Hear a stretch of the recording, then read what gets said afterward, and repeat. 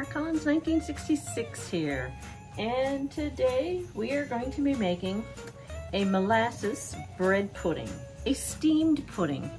And this is a recipe that normally is used at Christmas time.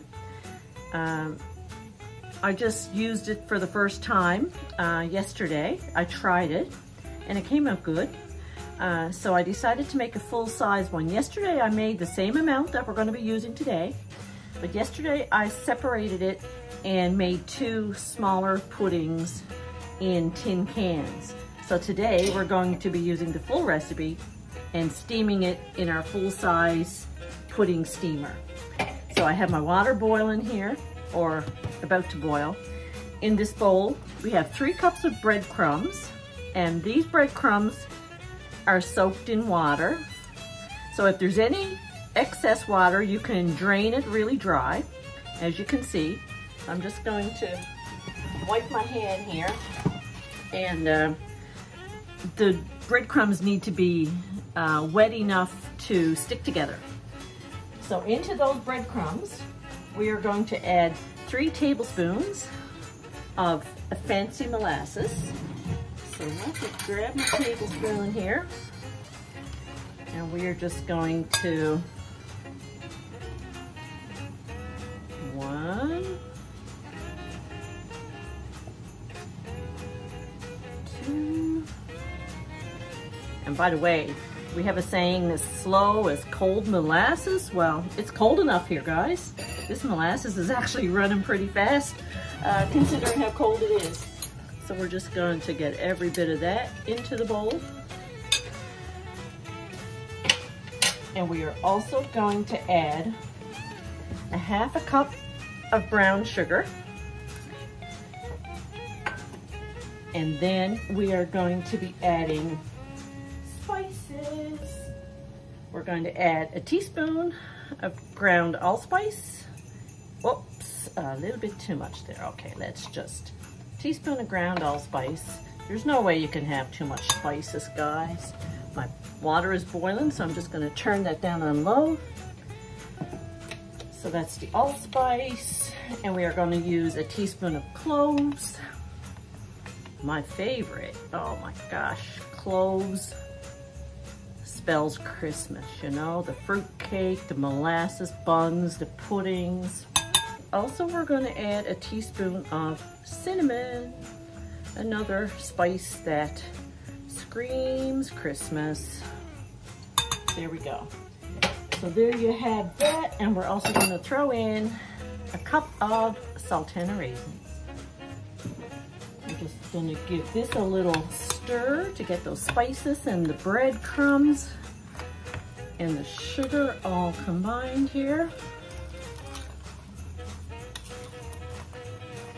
I found this recipe actually on the Newfoundland group on Facebook, and I'm hoping it's going to work out well. So there you have that, and you can tell that it's nice and moist, and let's hope it rises during the steaming process. So to that, we're going to add 1 beaten egg. So we're going to crack an egg in a little fruit dish here, a little nappy, a little, and we're just going to give it a little beat. We're going to toss that on in. And we are also going to add 3/4 of a cup of flour. So let me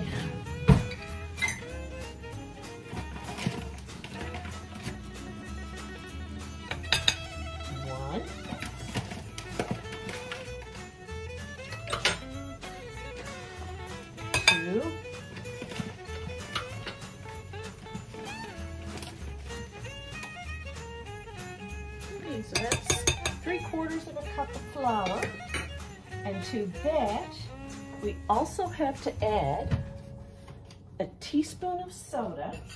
Let me get back that dish that the egg was beaten in. We're going to use a teaspoon of soda,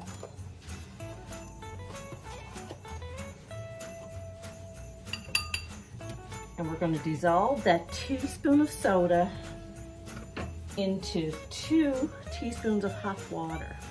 So I have the kettle boiled. I'm just gonna do that. We're gonna give that a little whiskey here. And we're gonna toss that on in. And that's it, folks. We just have to incorporate all this dry flour.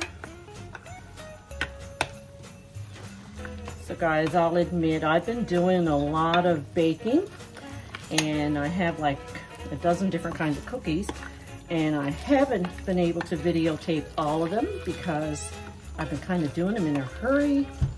I have a lot of no-bake cookies this year because I just don't have time to.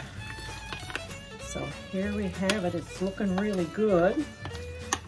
I may not have squeezed the breadcrumbs quite tight enough, and it's looking a little bit more soup-like than the mixture from yesterday's trial. So before we get this into the steamer, let me pull out a package from the fridge. And guys, this is what the pudding I did yesterday came like. It's like, isn't that perfect? Like, I didn't cut it or anything, but you can tell by the texture. And this is gonna be, you know, for my Christmas dinner on my plate. And I have another one like this for Bob. And you know, you can use it for your Christmas dinner. You can use it for, you know, just a dessert with a cup of tea after Christmas dinner. But isn't that neat? Like, you can put them in a little sandwich bag, Ziploc, throw them in the fridge or in the freezer. They freeze really well. And you know, they turn out wonderful with a little bit of custard sauce or raisin sauce or whatever you want to do to. So we have our mold and we have it greased. At least I hope I have it greased enough. And we're just going to kind of spoon this mixture in here and cross our fingers and hope that it rises. Okay, so here we have it. And I'm hoping it's gonna rise, you know, to fill the mold, and it should be perfect. So we're gonna put the cover on. And we're gonna just pop it right in. Ooh, it's hot. We're just gonna pop it right in the pot here. Let's do this without making a mess, hey? There we go. We're gonna put it right into the pot, and we are going to add enough water to bring it up to the sides.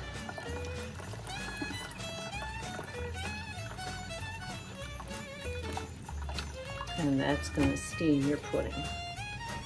So folks, stay tuned and we will show you what it looks like when it's done.